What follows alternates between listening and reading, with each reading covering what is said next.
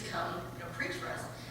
So at one point, this preacher was leaving after the sermon, and I was with my mom, and he stopped and he said, "You have me a little worried." He said, "You sit there in the back and you just keep flipping your Bible, checking every single thing I say." And she said, "If you were doing what you should be doing, you wouldn't be worried." She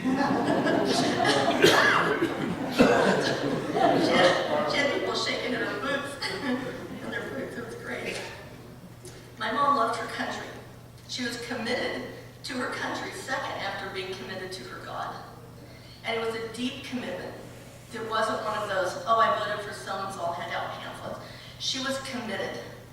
And we as children were swept up in that. We were swept up in the excitement of it. We were swept up in the horror of it, in the difficult place that she was put, as Clarissa, the story Clarissa told. And it was an all-family venture. This was not something my mom did. It was something that our family did. And I remember these conversations, with family, and she talked to each one of us. "Can you support me? Will you support me? I won't be home for the next 3 months. I won't be home for the next 4 months. I'm going to be campaigning. Michelle, can you cook? Mark, can you keep up with your dad and take care of the house when he's not able to be there?" Clarissa was left alone for long periods of time as a child so that she could do this. But it was a family adventure. It was a family journey. So our family found ourselves in the public eye a lot. On television, which was absolutely, totally embarrassing as a teenager. 3 introverts. Okay, this is another thing. My mom and dad were 2 extroverts. They had 3 introverted children. I still felt sorry for them because we just wanted to disappear from the face of the earth when the television crew came around. And inevitably, we'd be sitting at school and somebody would say, "Oh, I saw you on television." Oh my God. So one day, I was 18 years old. I was in college at KU with Mark. And I got this phone call from Mom. You may have gotten a similar call. It said, "Ron is coming through on a plane flight to Kansas City. He's going to come into Topeka for a day or 2. I'm thinking, "Oh, how nice that Ron is stopping to see Mom." Within the next 5 minutes, somehow I had been roped into hosting a tea for Ronald Reagan and promising that I would not wear boots and that I would buy a dress and not wear anything from the Army surplus store. It was the first time that she got me into that agreement. So I donned a dress, donned a pair of shoes, and some of the pictures you had up here today, thank you, Anna, for the slideshow, showed me hosting this tea for Ronald Reagan that I was roped into. But it's just one of those ways our family was part of that journey as well. So another story I wanted to tell you is probably appropriate, but we had campaign meetings at our house, and we had this very old farmhouse with these living room that was absolutely gorgeous, and Mom and Dad had put this old house together, so it was absolutely stunning. And we had this living room done in this French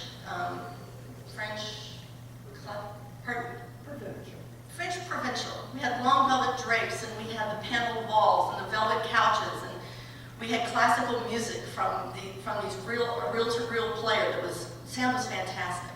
But this beautiful place, lace behind the velvet curtains, the chandeliers, crystal chandeliers, it was amazing. But note that we lived on a farm. So the farm life tended to bleed over into the political life. So one of the things about living on a farm was that we would have baby raccoons, baby possums, baby foxes, baby pigs, a lot of things in our house. And Mom was very gracious about all of these. And there was one time when she had this very important meeting. It was like the meeting of all meetings. And we had been given the what for. And you guys know what the what for is, right? Yeah. We had been given the what for about this meeting. What we were to do, what we were not to do. We each had a role, we each had a place. We knew exactly what our behavior was expected to be. So in the middle of getting ready for this, right before everybody got there, Mom says, "Where is the raccoon?" Well, it was a small raccoon. Nellie was probably about 2 or 3 pounds, and she was asleep somewhere, but we couldn't find her. And usually she's in the living room, spread eagle on the velvet pillows in the sun, and she was her favorite place. Well, nobody could find Nellie. So as this evening went on, late afternoon, early evening, all these people came in with their stilettos and their beautiful dresses and all the jewelry, and their hairs looked quick and beautiful and the perfect makeup, and they're all walking through this farmhouse and saying all the right things and doing all the right things, and the china was clinking and the silverware was out, and all the niceties of life that we had were exposed to this campaign meeting. And as these people were sitting in this one of our red velvet couches across the living room, then there's these women sitting with all the jewelry and finery on, and you can see the little lacy bits of their lingerie showing politely, of course, very nicely. And as we're across the room, we see the raccoon who just woke up, coming up behind these people in this red velvet couch. And then the raccoon comes up, and they're so cute, and they're sleepy, and they're just kind of fuzzy faced, and they're trying to figure out what's going on. And the raccoon looked up there, and she was like, oh my goodness, there's excitement, look at all these people. And she was so excited. And then she saw the jewelry, which was within her reach. Also, I should note, she loved nylon tricot. She loved, that's for those of you who don't know, it's the fabric that used to be for ladies' undergarments. Very soft and silky. So the raccoon comes up behind the couch and reaches over this lady who happened to be very high strung. I don't know why. But the raccoon reached across and pulled her necklace like this, and the raccoon's got little fingers, and it was kind of cool. And he was like this feeling. This woman started screaming, like literally screaming, and it terrified the raccoon. And so the raccoon, in her fright, started, kind of grabbing, which made it worse. And I think that was before, after the line. The raccoon was also trying to play with her lingerie, kind of at the same time, which was also terrifying for the woman. Anyway, so this woman gets up screaming from the couch, and she goes running through the dining room of the home, which is right outside the living room. And she had scared the poor raccoon, who was then under the china cupboard. So this lady had to run by the raccoon under the china cupboard to get to the door to leave. But the raccoon, by this time, was kind of into the exciting bit, and she started getting a little excited about her running around and screaming. So Nellie comes tearing out from underneath the china cupboard and grabs the woman by her ankle and hangs on for dear life. The most awesome thing. And it was, so that wasn't enough. We had another campaign meeting that we had, okay, so it was probably like within the same year, I think. But we had this pig named Denise. And Denise had been in our oven because she was a runt and she was going to die. And of course, as children who are new to the farm, you can't let a pig die. You can't. This is a living thing that God created. We have to save the pig. So we saved the pig in the oven. And as the pig got older, it didn't realize that it couldn't come in the house. And it still thought it was a small pig. So during one of Mom's campaign meetings, someone left the door open. And Denise at that time was 600 pounds? Okay, he says 125. She was large. Denise came in the house and wandered in the back way. They didn't see her in the living room, but we knew she was in there. So she went down the hallway toward the back of the house where we had a china cupboard. And underneath the china cupboard was a mouse trap. Denise has this long snout, and she sticks her snout underneath the china cupboard, looking for treats and, just checking the place out. And we're trying to get her out before anybody sees her. And she missed the mouse trap by this much, with all of the family china in the china cupboard. So I just want to let you know, this is a woman who took this on at this old farmhouse with a family and exposed the world to who we were and to what she had and where she came from, and invited them in to all this fun and took us along with her on the journey. She was amazing. Okay, I'm going to keep going here. I'm a little fast, or I'm a little slow there. As a young girl, my mom didn't teach me the things that most moms teach their kids. We never had a conversation about how to get a guy. Never had a conversation about sex. Never had a conversation about how to put your makeup on. But she lived it. She showed us what it was like to be a real woman. She married a real man. She had a family that was faithful, that was concerned about others, that was responsible to their environment, that was active in their community, that volunteered. And it was not something she said to us, it was something she did for us, that showed us what we needed to be. As Mark said, wearing the jeans, we were not allowed to wear jeans. This is the 70s, in the time of bell-bottoms and hipster jeans to be cool. We were not allowed to wear them. So while everybody else in the 70s was wearing midriffs and halter tops and jeans, we were wearing khakis, faux She had bow patterns from the 60s, and she would make us these beautiful dresses when everybody else had given us in jeans and all these things. And it wasn't later until I realized that she raised us to be women and men. She didn't raise us to be children or raise us in a culture of adolescence. But she had these expectations of us that she gave us at the very beginning and held to those. And it changed who we were, and it changed how we thought of ourselves. And she always told us that we could do anything we wanted to. She said, you can do anything you set your mind to. And like Mark, I was thinking, you know, and I thought for years I was too stupid to get a degree. I didn't think I was smart enough to finish college. I was really tickled that I got through high school. Couldn't really believe actually when I walked that day that I got a diploma. We were too.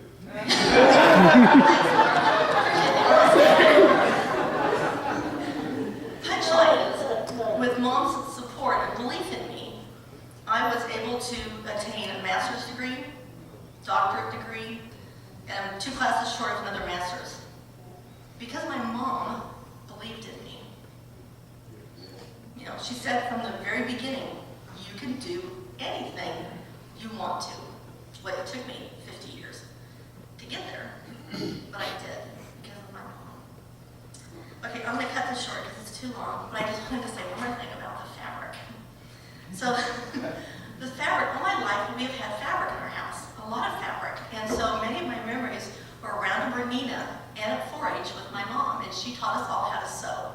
And we just didn't sew for our family, we sewed for other people in the neighborhood, in the community that needed clothes, and they would come in and my mom would fit them, and we would have friends who had nothing, who lived in abject poverty, leave with these beautiful dresses and new undergarments, and learning how to put on their first pair of hose, having their first pair of dress shoes that weren't worn out tennis shoes from the community clothing room. And so it became kind of a joke that nobody really wanted to say about how much fabric Mom had. And I found a bumper sticker when we were Georgia or someplace, maybe my family can remember where it was. It's in Georgia. We had a bumper sticker and it said, the one who dies with the most fabric wins. And I'm here to tell you, my mom won.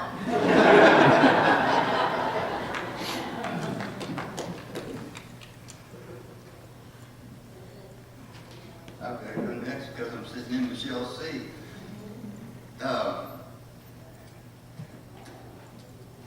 I'm pretty good at not breaking down on songs, but on reading, I might break down. Many of you know that I have wonderful parents. I had a wonderful dad, many of you know it. And I still have a wonderful mom.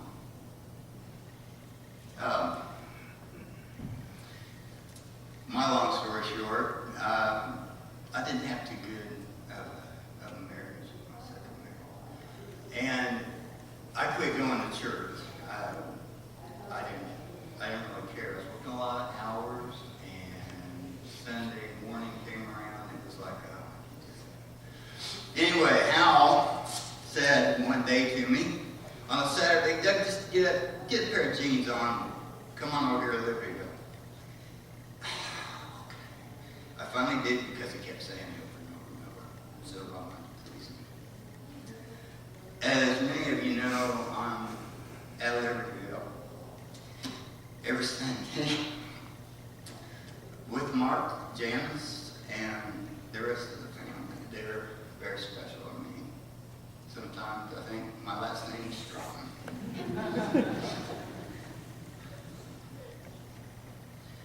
I'd like to read. This is my favorite song, and I think it really honors Nina and what she is, what she stood for. It's a 139th song. Oh Lord, you have searched me and you know me. You know when I sit down, you know when I rise. You perceive my thoughts from afar. You discern my going out and my lying down. You are familiar with all my ways. Before a word is on my tongue, you know it completely, Lord. You hem in me behind and before. You've laid your hand upon me. Such knowledge is too wonderful for me, too lofty for me to attain. Where can I go from your spirit? Where can I flee from your I go up to the heavens, you're there. If I make my head in the depths, you're there. I rise on the wings of the dawn. If I settle in the far side of the sea, even there, your hand will guide me. Your right hand will hold me fast. If I say, surely the darkness will hide me and the light become night around me, even the darkness will not be dark to you. The night will shine like the day, for darkness is as light to you. For you created my inmost being. You knit me together in my mother's womb. I praise you because I am fearfully and wonderfully made. Your works are wonderful. I know that full well. My frame was not hidden from you when I was made in a secret place, when I was woven together in the depths of the earth. Your eyes saw my unformed body. All the days ordained for me were written in your book before one of them came to be. How precious to me are your thoughts, O God. How vast is the sum of them. Were I to count them, they would outnumber the grains of sand. When I awake, I am still with you. If only you would slay the wicked, O God. Away from me, you bloodthirsty men. They speak of you with evil intent. Your adversaries misuse your name. Do I not hate those who hate you, O Lord, and abhor those who rise up against you? I have nothing but hatred for them. I count them as my enemies. Search me, O God. Know my heart. Test me. Know my anxious thoughts. See if there is any offensive way in me, and lead me in the way everlasting.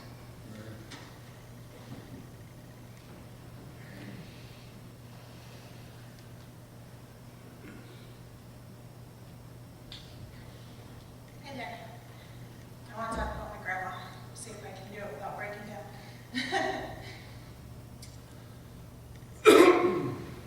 My grandmother was a force. I wish all of you could have known her the way that I knew her when I was young. She filled up her room when she walked into the room. In any other decade, she would have been a queen. She would have been a wonderful queen.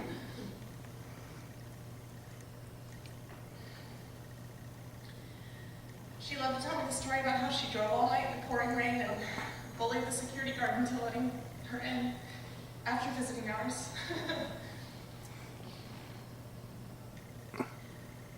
One of my earliest memories is of her calling and asking if I would go on these cross-country trips, these long trips.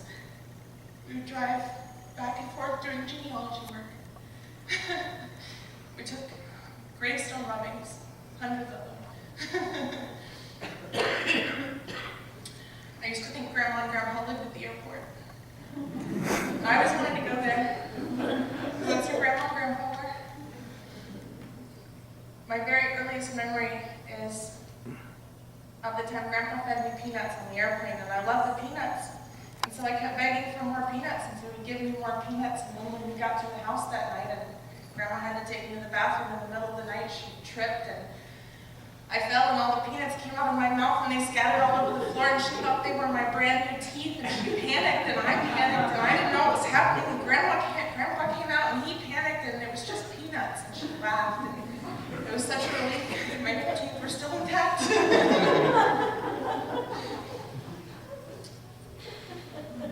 And she was always a step ahead of us.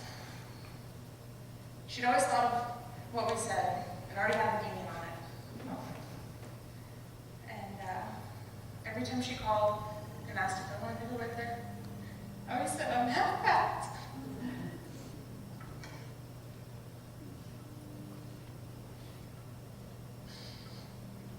Someday I'll follow her there too. We all know where we're going. I'm half fat.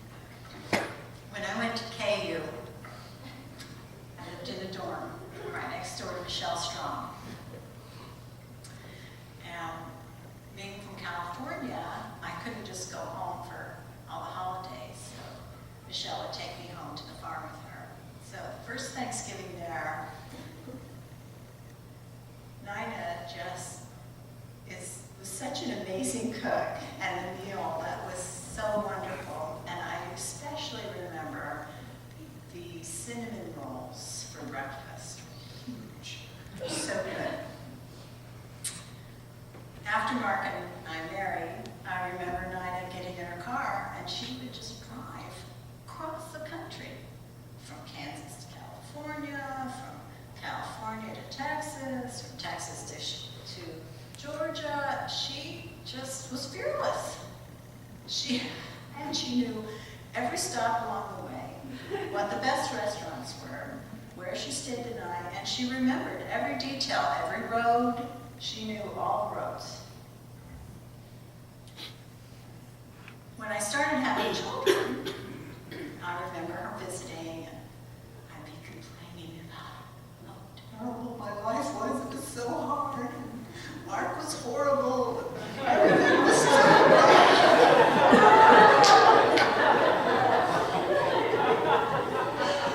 And she'd share a little bit about her life and moving to Seattle, how the kids all got measles, mumps, and chickenpox about the same time. And about her upbringing. Then she'd go into history and bring up the pioneer women. And I knew I was pioneer women. Okay, I'm fine. She was the best mother-in-law. I loved her. She never shamed us. She never controlled us, manipulated us. She was always encouraging. She was strong and courageous. She thought the best of everyone. Because then, from my life, I didn't go and complain about other people's lives. And then she would always say, oh, but they have such a good heart. They try so hard. And she was always so positive and encouraging. And that's what I want to be. She was so proud of our family, and there was nothing we did wrong. Nothing. She stuck up for everyone. She loved us, and we knew it, and I'll miss her greatly.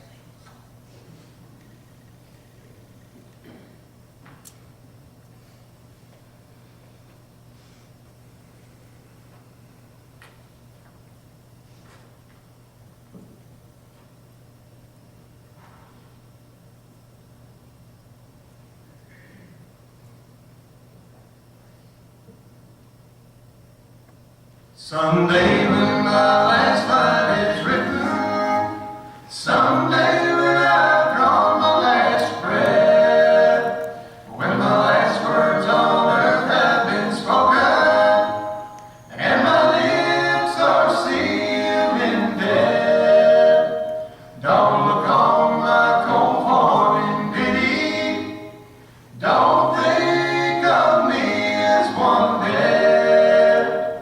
It'll just be the house I once lived in. My spirit by then will have fled. I've finished my time here alone, and I won't be in darkness alone. I will have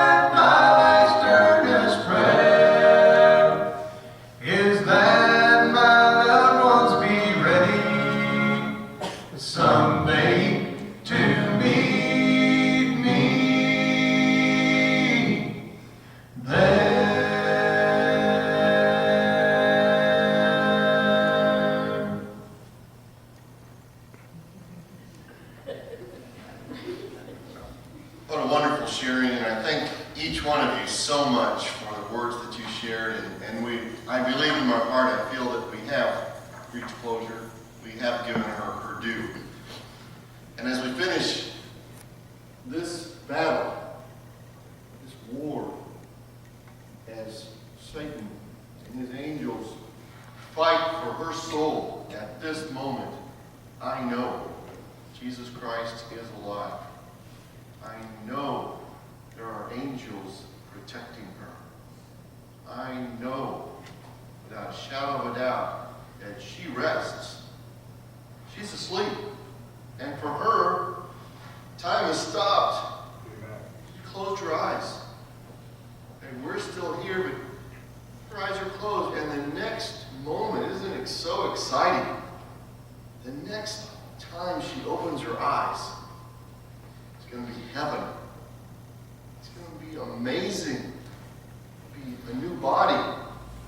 Incredible. The Lord will be standing right there. In the world that she's going to see in just a second. For her, she is our hero. She finished the race. She fought it. She won. She finished. And I'm telling you, she never had a doubt. Even as she left, she had a heart attack at home. Michelle called me. She was unconscious for a few minutes.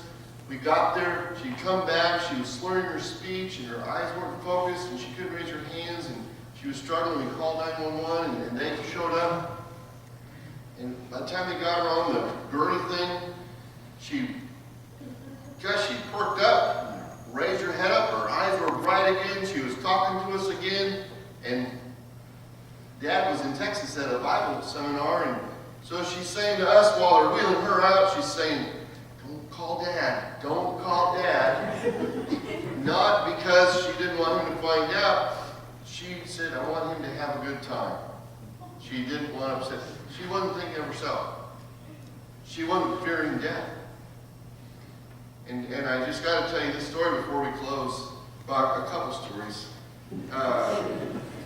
But we're in the emergency room, and since we're having such a good time today, I just got to finish this thing out. She's on the bed there, and her heart's barely beating. Her blood pressure just barely there. She's not even hardly enough to be conscious. And I'm holding her head and her arm, and Michelle's holding her hand, and we're right there with her, and she's trying to hang on, and her blood pressure just won't come up.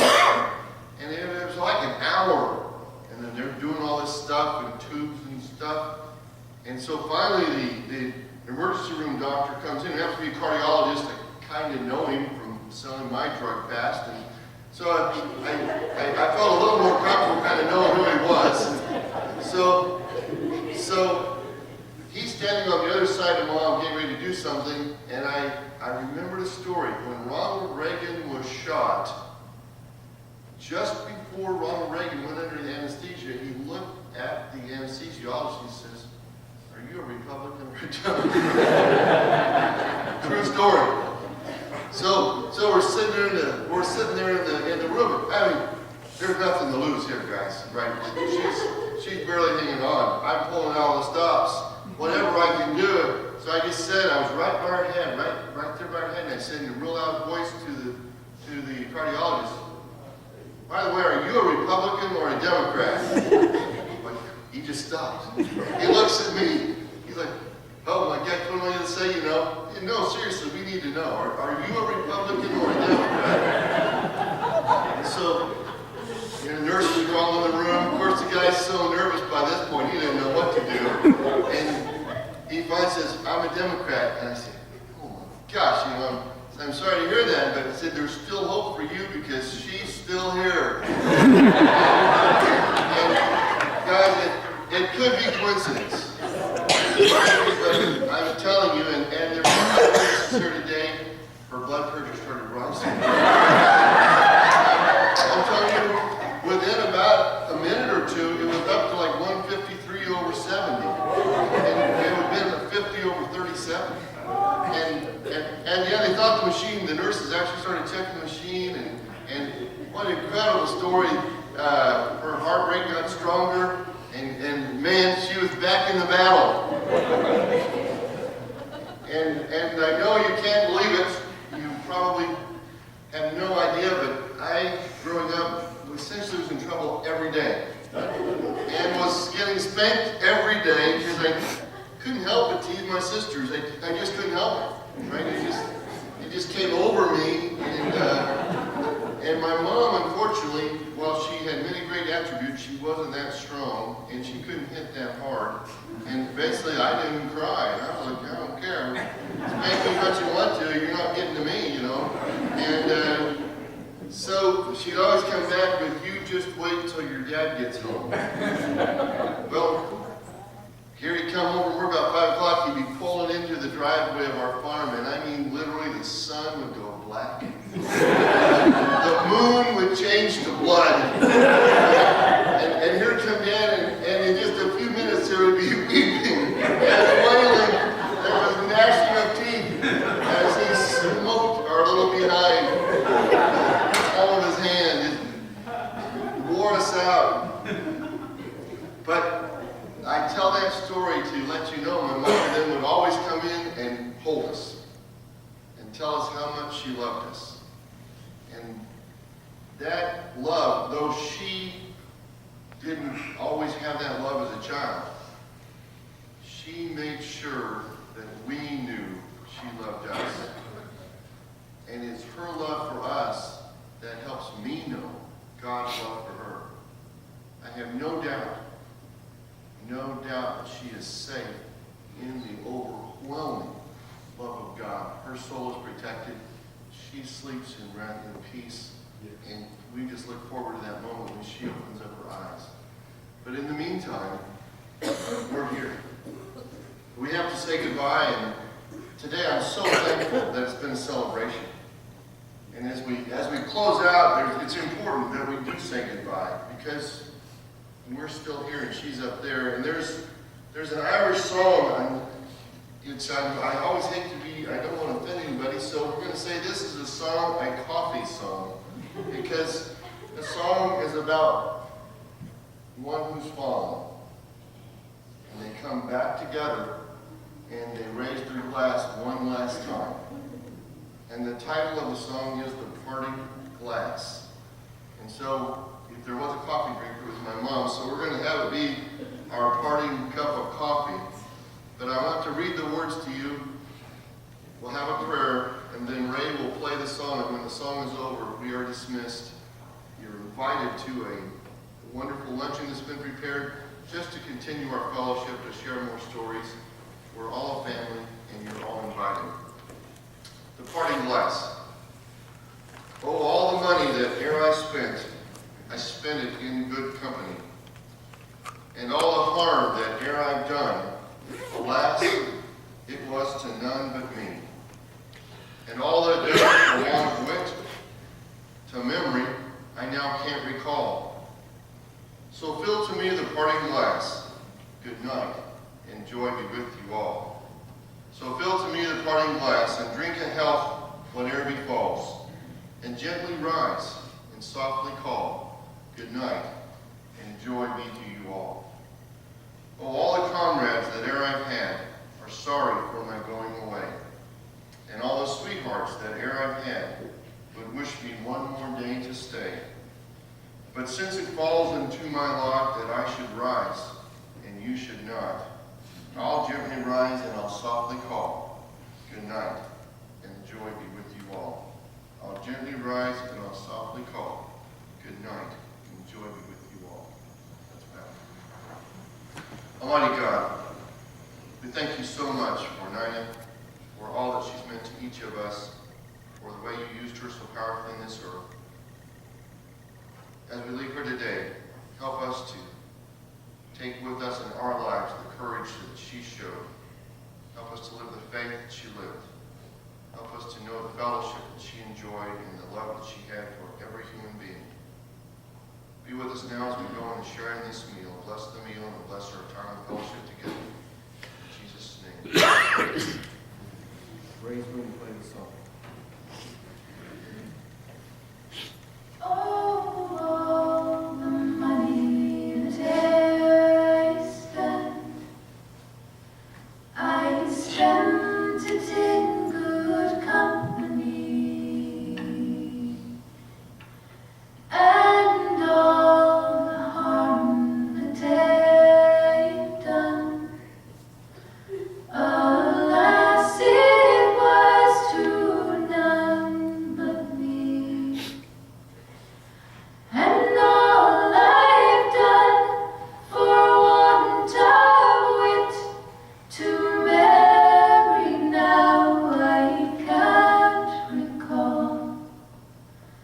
So fill to me the parting glass. Good night, and joy be with you all. Oh, all the comrades that I've had are sorry for my going away, and all the sweethearts that I've had would wish me one more day to stay. But since it falls unto my lot that I should rise and you should not, I'll gently rise and I'll softly call. Good night, and joy be with you all. Good night, and joy be with you all.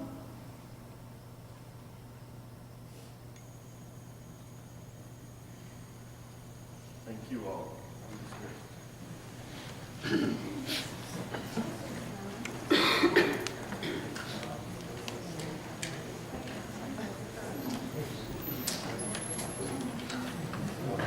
Oh, thank you very much. Ouch. Let me fix you a plate. I'm gonna go to the bathroom then I'll, sorry.